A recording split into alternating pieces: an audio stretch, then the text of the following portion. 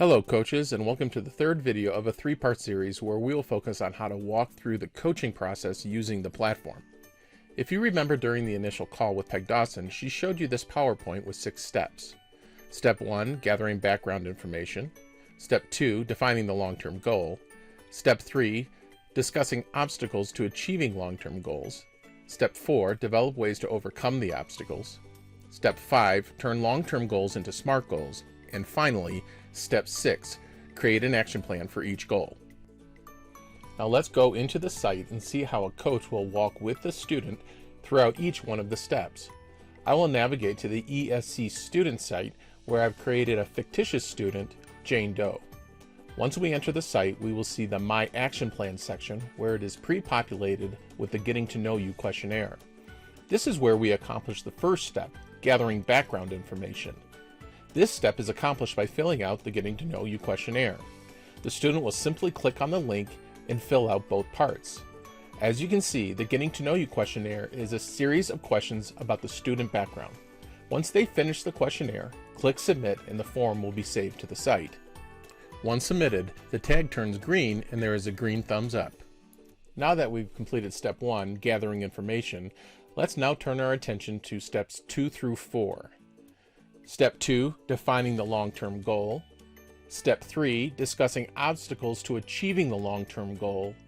And Step 4, developing ways to overcome those obstacles. Steps 2 through 4 will be accomplished by working through the goal broader statement form that appears at the top of all goal sets. However, before we can get into the form, we need to add a goal and corresponding action steps to the action plan. In order to do this, navigate to the breadcrumb and click on the Action Step Library. Click on the My Goals section. In the center of the page, you will see my first through fourth goal boxes. Let's start with my first goal. You'll be brought to the Action Step Legend. In this case, we are going in to add the goal broader statement and 3 action steps. You add these components by simply clicking on the checkbox to the right of the screen and clicking OK.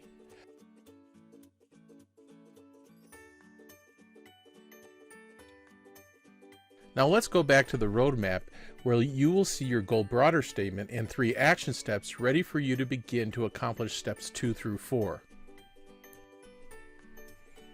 Now that we have put the first goal on the action plan, let's go into the goal broader statement to define the goal, discuss obstacles, and develop ways to overcome those obstacles. And finally, make it a SMART goal.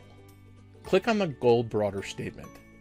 The broader goal statement form will appear. Remember, step 2 is define the long-term goal. This is accomplished by completing the first 2 questions. The first question asks the student what they want to work on, and the second question helps the student plan the kind of things that would need to be done in order to accomplish the goal that's stated in the first section.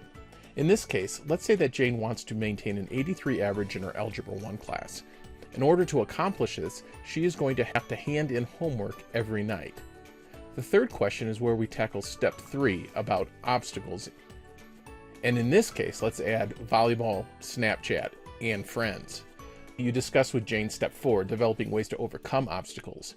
Jane believes that she can accomplish this by getting her work done in her 7th period study hall. Finally, the 5th step, make it a SMART goal, is accomplished in part by giving it a time frame and having the student acknowledge that they believe the goal is realistic for them. Once the form is completed, click Submit. Now is the time that we can personalize the student's long-term and short-term goals. Let's go over to the My Long-Term Goal box that sits above the action plan. Simply click on the pencil icon and enter the long-term goal. In this case, it is maintain an 83 average in Algebra 1. We also want to be able to define the short-term goal that appears in the second box under the action plan. We basically do the same thing we did above, and we click on the pencil icon. In this case, we're going to enter complete homework every night and hand it in. Finally, we come to the final step, step 6, create an action plan for each goal. Let's navigate down to the first action step and click on the first goal, action step 1. The My Action Step form will appear, and you will fill out the first 3 questions with the student. What are you going to do? In this case, do your homework every day and hand it in. When are you going to do it? 7th period. And how will you and I know that you did it? You can look at my roadmap.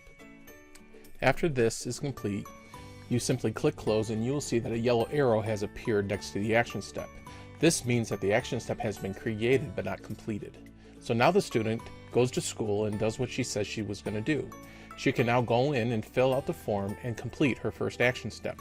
She simply goes back to the action step form and fills in the date that she completed it on, whether she followed the plan, in this case yes, what worked well, doing homework in 7th period, what didn't work so well, Snapchat in 7th period, and then she just says what she's going to do next and put her next step down.